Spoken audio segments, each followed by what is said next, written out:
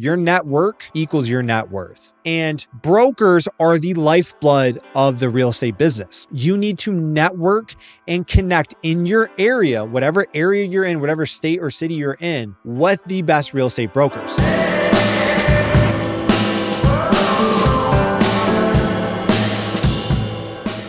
Today, we're talking about something very specific, very important. How do I get the best deal? Nick, I get a lot of DMs. I get a lot of questions now that we've been producing a lot of content. How do I get the best deal? I kind of had to learn the hard way from communicating with brokers, right? But now I have, as of Monday, when we close on our 56 unit, dude, can I just get like an amen on that? Whoop, whoop. We're doing a full video on that. So if you're listening or watching this, and you want to learn all about how we're closing on a 56 unit that was off market, go watch that full episode. But I've learned there's like key questions you have to be able to ask a broker to be able to not only communicate to them that you're not a novice and you're going to be a good buyer potentially, but there are key questions you should ask a broker or a real estate agent before buying a deal. And that's what we're going to go through today. So let's start off with your story, how you got your first off-market deal. Everyone always says there are no deals, right? That's probably everyone's biggest complaint. Besides, I don't have the capital, right? Which we've done a lot of other content on. There are no deals. That's not correct. But here's what I've learned. The best deals never hit the market. The best real estate deals, especially multifamily apartment deals, are traded behind the scenes, behind closed doors. The first broker who taught me this said they're traded at Thanksgiving dinner before the rest of the world ever finds out about it. Now you're probably asking, well, Tony, I don't come from a real estate family. I don't have all the connections. My mom and dad didn't do this. Well, guess what? Mine didn't either. Okay. So here's the key to it. We said this before, your network equals your net worth. And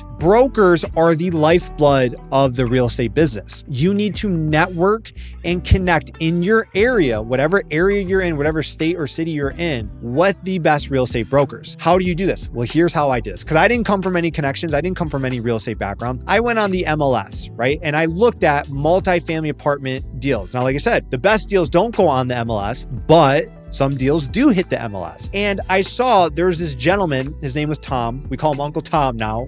Love him because he sold me three deals from one broker. But I noticed he was listing smaller multifamily, like an 18 unit. He listed like a 12 or a 13 unit on the market. It's not common to see that. When I say on the market, I mean like on the MLS. So it was like on Zillow, right? Like very uncommon to see that. So these apartment deals were popping up on Zillow, which is like really not common. So what did I do? Number one, I bid on the one. I didn't get it. I didn't just stop there, create a story like, oh, there are no good deals out there. I can't go get the deal. I went out and I called that broker. I just put him into Google, found him, called him. I had to call him, Nick, probably like 5, maybe even 10 times. 10 times before he ever picked up. I was leaving voicemails, I was leaving messages, I was doing all those things. Finally got a hold of him. I then told him my story. And this is why it's so important to understand your story to the broker and be able to really communicate like who you are, what you're looking to do, what you're looking to accomplish, all those things. So I communicated my story and he's like, you know what? Let's go for a drive. I'm gonna take you and your wife around. I know there are these other 4 buildings coming available. I ended up buying 3 out of those 4. So that's all off of like essentially a cold call of a broker. And that broker then fed me 3. I mean, there were 4 deals available. I bought 3 because the other one just didn't fit my criteria, but there are 3 out of 4 deals there that was bought off market through essentially like a Zillow lead. So before you just say, and I'm going to teach you what to say when you call and talk to a broker, but before you say there are no deals or I don't have any connections, like what are you doing? Are you picking up the phone? Are you calling brokers? Are you going on the MLS? Are you seeing what's available? Because if you're not doing those things, you're leaving money on the table. That was like the first kind of gateway drug I got of, wow, okay, the best deals are coming off market, right? And you might be wondering like, well, Tony, why didn't he list those on the market? Come to find out, not every seller wants to deal with tons of people knowing their property's for sale, people calling about the property incessantly, people driving by because not everyone understands that you're not supposed to go like disturb the tenants when a property is available, like a multifamily property. The best properties really do trade off market to preferred buyers. So your goal is to become that preferred buyer. I'm going to teach you some things that you need to ask and communicate to a broker so you get in that circle. All right. Now, before you call a broker, we're going to do like a little multifamily investing recap here. Okay. Again, if you watch my other content, you know these things, right? NOI, cap rate, and valuation. NOI is your net operating income. Cap rate is the capitalization rate, the return on investment if you were to buy the property all in cash, which I don't advise you to do. So if you take the NOI, you divide by the cap rate, you're going to receive the valuation. Now, this is important because if if a broker lists something on the market? Again, maybe you don't want to buy that property, but you want to build a relationship with that broker because you want the off-market stuff that they're not listing on the market, right? You need to be able to say like, all right, if they just listed the property with an NOI, let's just do this as an example. Let's say they list it. It does not say a price. This throws a lot of rookies off. And they say the NOI is 500,000 and they're offering it at a 7 cap. So you literally just take 500,000 divided by 0.07. That means they're looking for about 7.142 million for the property. Understand that, because if they list the NOI and they list the cap rate and you call and you say, well, what's the price? They're going to know you're a rookie and they're not going to say they're not going to want to do business with you, but the broker's job is to close the deal. Who do you think the broker works for? Does a broker work for the buyer or the seller? Both, but I mean, definitely the seller. It's a trick question. Because I said the same thing. I'm like, oh, the seller, they work for the deal. Their job is to close the deal. Because how does a broker get paid? Closing the deal. Closing a deal. A really good broker taught me that, right? Because I was like, well, you're representing me too. He's like, I represent the deal. And it's important to understand that, because if the broker doesn't make a sale, they don't make money. If the broker doesn't make money, they can't feed their family. So when you're calling and you're communicating to this broker, you need to be able to display to them confidence that you will close the deal. They care about nothing else. But if they're going to bring you this deal and they're going to vouch for you to their seller, can you close the deal? So understanding key things like NOI and cap rate are really important. And then these next questions that we're going to go through. All right. So the first question we have to ask is, tell me about the property. So Nick, like if I pick up the phone and you're the broker, I'm gonna be like, Nick, what's going on, man? It's Tony Stephan. This is something I've learned too from being in sales. I would say, hey, Nick, did I catch you at a bad time? That's right. You got to ask for their time. You got to ask for their time. If you say, hey, Nick, just calling, you got a minute? You might hear things like, yeah, I've got 1 minute, or, well, not really, but what's up, right? Yeah. So I've learned, if you say, hey, Nick, what's going on? It's Tony Stephan here, calling about your property on ABC Street. Did I catch you at a bad time? They go, no, not at all. Go right ahead. Now it's kind of like you've opened the door. So I say, dude, tell me about the property. It's kind of like a benign question, but it opens the door. Let them tell you the story. I like to hear a good story, okay? And Grant Cardone says this, so I can't take credit for it, but the story is more important than the real estate. I like to hear the story of the property. So like when I called up Tom, I'm like, Tom, tell me about the property. He said, out-of-state owner, local guy from the area, built a business, started investing into real estate, family owned and operated all this real estate. His sister passed away, so now he unfortunately has to sell. Meticulously took good care of it, loves his tenants, breaks his heart that he has to sell, but he just can't manage it. I'm like, yes, this is a story I like. This is good. Like, I like this story. I've learned you want to buy from owners who took good care of their property. Hands-on owners who are like aware of what's going on their property. The story I don't like is, what listing? Oh, I don't know. I was just given this listing and yeah, the owner he's out of state or they don't take care of it or whatever. The story's so important. So just ask the broker to tell you about the piece of property and hear what they say. If the broker doesn't even know anything about it, that means the seller's not telling them anything about it, which means you're probably gonna have a hard time gathering information about that property. How often is the broker actually confiding in all that information? Yeah, it's an interesting thing, right? The rule of sales is don't talk yourself out of the sale. So you have to have definitely some lined up questions, which we'll give you here, but they should just at least be able to tell you like overarching like theme of it. Like, why is it for sale? Like, how long have they owned it for? I get nervous when they just don't know anything about it, because if they don't know anything about it, it's not necessarily the broker's fault. It's the seller's fault. And if the seller didn't tell, like right now, I've got a property out there for sale, a multifamily property, because I want to trade up. I told the broker everything. I like fed the narrative, right? I gave them the narrative of like what's going on, like what we've done, why we like it, why we think someone else will like it. If I don't give that to them, they're going to be kind of clueless. And that's where you just get concerned, because absentee owners, I guarantee, will lead to increased costs, deferred maintenance, vacancies, delinquencies, all those types of things. Okay, so the next question, so important, is why do you want to sell? And I'm kind of like, I don't know the right word. I kind of like egg them on a little bit. I'm like, dude, why do they want to sell? This is such a bad, especially right now. I'm like, this is such a bad time. I'm like, rates are so high. I'm like, why do they want to sell? I'm like, do they just want to get rid of this thing? I'm kind of like egging them on to hear and almost like putting them in a bit, again, very respectful, very professional, putting them a bit against the wall of like, why do they want to sell? Like creating a little bit of like doubt. So that's to where you really have to hear the story. Well, they're selling because they want to trade up. Like that's our story right now. They're selling because the property's an hour and a half away. They used to have third-party management. They fired the third-party management, did a full episode on that. So go check that out. They took over management and it's just too far out of their proximity. They want to consolidate closer to them. Cool. Good story. I don't know if a broker would ever tell you this, but if they're like, oh, they're in debt up to their ears and they're in super bad trouble, whatever. Or you'll also learn how motivated are they, right? There's two types of sellers. One is a market seller. This is someone who's like, I want to see how much money I can get for this. If I don't get my price, I'm not selling. That's like how I am. I've got a price in my head. If I get it, great, I'll move on. If not, all good. Then there's a conditional seller. Divorce, death in the family. I've bought from these types of conditional sellers. The debt is maturing and they haven't increased the business plan enough. They haven't increased the property's value enough to capitalize on that. Those are the types of sellers who are maybe a little bit more desperate or a little bit more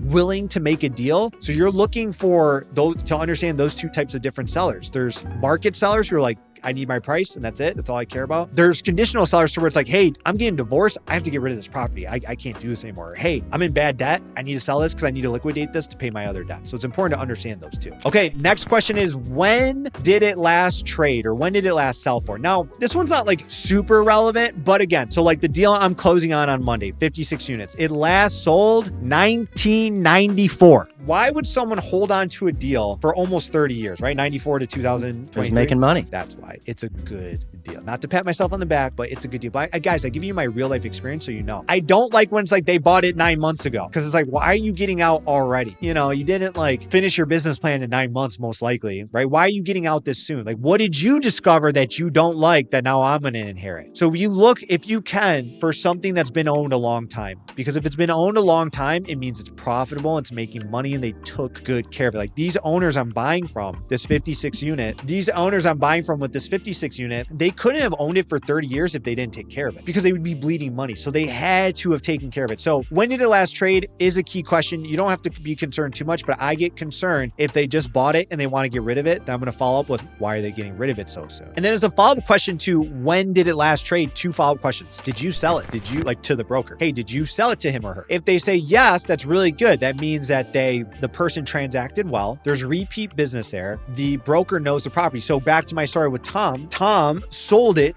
to the other buyer. So he knew the property really well. And it told me the buyer was at least a good enough person that this broker wants to keep doing business on. So again, none of these are hard and fast rules. Like if they say no to some of these, you don't have to like walk away, but just these are some of the questions you want to ask. So did you sell it to him or her? And what did it sell for? Now, again, people get really bent out of shape about price, right? Like, oh, well, what did they pay for it? Doesn't matter as much. What I care about, and I'll be honest, I care about what I pay for it to an extent. Like I'll never pay over appraised value, but I care about what's it going to be worth. We know the magic formula, right? If I can increase the NOI and decrease the expenses, if I can increase the income and decrease the expenses and increase the NOI, I will make that property more freaking valuable. So I don't really care so much what did they pay for. It's more just as a barometer. And I don't even care so much what do I pay for. Like I'm closing on this 56 unit. I'm paying a few $1 million, but I know it'll be worth a few million more than what I paid for it. So there's just some questions asked just to get some more data. Right now, you're just when you call a broker, you are in data collection mode. You are in data collection mode to decide, do I like this enough to write an LOI, which is a letter of intent, which is like a soft offer. If an LOI gets accepted, then you move to the purchase and sales agreement, which is a legal binding contract. So you're just in info gathering mode right now to say, do I like it enough to write an LOI? So another quick follow-up question is like, do you like the deal? Now it's kind of like asking an insurance salesman, do I need insurance? They're not going to be like, no, I hate the deal. They'll usually be honest. When I've seen something like priced really, really high, I've called a broker and be like, wow, that's priced really high. You must love the deal. And they'll be like, listen, man, that's just their price. We're willing to put it out there. We feel it's a bit of a stretch. They'll be honest with you. Brokers are cool, man, as long as you know how to speak the lingo, right? I just ask their opinion of the deal, right? What do you think about the area? Those types of things. Again, shows if they know it versus they're just like, oh, I just got this listing. All right, so this is a key question. So definitely make sure you write this one down. This is your money's worth moment for the show. Is the NOI actual or pro forma? Okay, so let's just break this down real quick. An actual NOI means it was the actual property's profit minus its expenses. Pro forma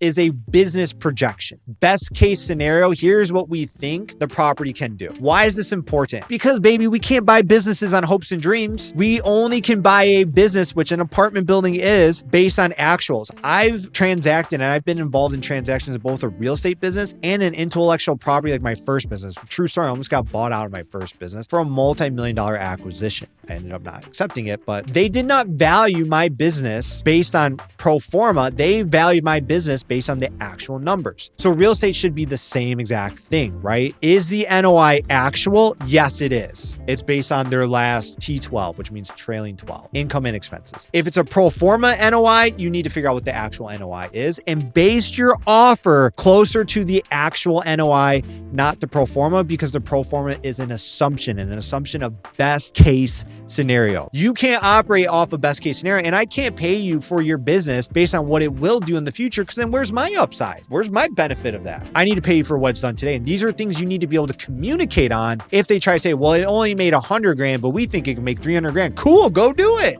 And then I'll pay you for it. You got to be willing to say that in a professional way, right? But I can't pay you on what you think it will do. If you think it will do 300 grand, go get it to 300 grand and they'll pay you for it. Have you ever been in a situation where you split the difference? Or is that yes. at all common? Yeah. Yes, because I know it can get there. And here's the reality of it, dude. Do you want to do a deal? Several properties I've purchased, I have overpaid a bit to get the deal. But then years later, I made it worth more money. My first deal, they listed it on market. The first apartment I ever bought was listed on market for $550K. I paid $660, $110,000 more. People are like, you're an idiot. You're an idiot. It's 2021. 2022 is worth $1 million. Did a cash out refinance, took all my money out. Next deal I bought, 1.8 million. People are like, you're crazy. You're overpaying. They didn't do that much work to blah, blah, blah, blah. A year later, it's worth 2.55 million. Getting appraised out. You can overpay a little bit if you know you're going to hold it for a while and you know you can increase the value. You're creating your own business plan too. That's what I'm saying. So if it's at 100 and I think you can get to 300, I maybe can pay you above a little bit. But if I pay you fully, if the business was doing 300, where's my upside? You're killing yourself there. So yes, it's what, if you love the deal, sometimes you have to make a deal work. You have to hedge your upside with that. So it's so important. All right. Next question is, who manages the property? Very important. Are they managing it? Is third party managing it? Why you want to ask this question is because, so like my wife and I self-manage. So when we submit income statements, you do not see management fee. Like I don't pay myself from the property a fee. So we get bigger, we will have to, because we'll have on-site managers. But right now, if you pull any of my properties, there's no property management fee. If you're buying it and you need to use third party because you can't build a management company like we did, your expenses are going to be more. So it's going to change your valuation. So you have to understand who's managing it. Normally a broker, when they underwrite the deal, will, because you'll ask for their underwriting, which leads me to my next question. Who's underwriting it, right? Like who's submitting this? So you want to ask for the broker to underwrite it too, and they should absolutely already have done this if they've done their job properly. Okay. So I'm kind of giving you two questions in one here. You want to look at it and see, is there a property management fee on there, right? What vacancy factor are they using, right? Like how much historical vacancy is there? But it's just key things you have to understand. If they're paying 10% to property management and you're going to self-manage it, you know you're going to improve the numbers automatically because you're going to take out a 10% expense there. So it's very key to understand just the operations of the property. Key question here. Besides the highest price, what is most important to the seller? We all have motivating factors in life, right? And it goes back to what I said earlier. Is this a market seller? If it's a market seller, the only thing they care about is the highest price, period. But if this is a conditional seller, so this is almost like a way to discover that without coming right out and saying it, right? Because of course, again, what do we say? Who's the broker work for? The deal, right? So the broker wants to get the most price. Why? Because they make more money. You will discover motivating factors here. Sometimes you'll discover, like what I discovered when I did my first off-market deal, he just wants a smooth and easy process. Doesn't want to deal with putting it on the market and a bunch of people calling and a bunch of people coming to see it. Because too, when you put it on the market, you have to understand not everybody closes the deal. Not every buyer is going to close. So they might deal with like coming under contract and falling out. And if you manage the property intent to find out it's for sale, you get a lot of phone calls, you get a lot of questions. So you have to discover their goal. And if they want ease of close, you need to be able to do that. If they need a 30-day close, you need to be able to do that. If they want the highest price, then you need to be able to do that. But you need to discover their intention. Don't just assume it's the highest price. It's not always the highest price. And even to me, I would rather take a buyer who's maybe a little bit less but will close, because the highest price on paper means nothing if you don't close. We just sold a fourplex and we were getting really wild high offers, but they had no guarantees. So I took a less offer that had tons of guarantees that they were going to close. So understand that. All right. So last two questions here. First off, guys, hey, if this has been beneficial, if you've been enjoying this, if this is helping you, leave a comment below. If you have any questions about anything we're breaking down here, leave a comment below. Okay. The more comments you put, or if you like the video, you share the video, share this podcast with somebody who's interested in real estate investing, helps us grow. So take a minute right now, show some appreciation, drop a like, drop a share, drop a comment. We appreciate it. Now, last two questions. What's the play on the deal? Is this a value add deal? Is this a stabilized deal? Is this a major reposition, right? So breaking these three down very quickly, stabilized means it's stabilized. It's at market rent. There's really no, as we like to say, there's no meat left on the bone. You might just buy it, park your money there, and ride out appreciation. Okay, nothing wrong with that. Value add is what I like to buy. That's to where, hey, rents are below market. Hey, there's units that need to be upgraded. Hey, there's work to be done here to force appreciation. Ding, ding, ding, ding. We love those types of deals. Major repositions are deals I do not like. That's like 50% vacancy. That's like major maintenance. I bought one of those, a 16 unit. Go watch the video on my channel. We broke it down. Nick came out there and I was like super stressed out that day because major repositions are a lot of work. So you have to identify what type of deal this is and what your criteria is and what you're looking to buy. I like value add deals, not stabilized because I like to force valuation. I like to force appreciation, and not major repositions because those are a lot of work. All right, final question. Anything else should I have asked you? I always say, hey, anything else that I need to ask you or anything I forgot to ask you? 99% of the time, they say no, good to go, right? Or no, you ask good questions. But it's just something I like to add because it allows them to open up and share some insights with you. All right, guys, so there you have it. I gave you a list of questions to ask a broker so you can get the best deal. Hey, as always, thank you so much for being here. First off, number one, if you enjoyed the content, hit the thumbs up, but please leave a comment on the video or podcast, right? I love when you guys DM me and, say you love the content, but if you put it on the video, it helps me be able to respond to it right then and there, and it boosts in the algorithm. And if you want to learn more about real estate investing, I have 2 free gifts for you. Click the link below in the description of this. Number one, you can get my real estate masterclass. Did a whole live training of how to build wealth with apartment investing. It's $3,000 for a live event. It's yours for absolutely free. And you can get my book that sells for $19 on Amazon, The New Rules to Financial Freedom, for free by clicking the link below. Till next time, thank you so much for being here. We'll talk soon. Thanks.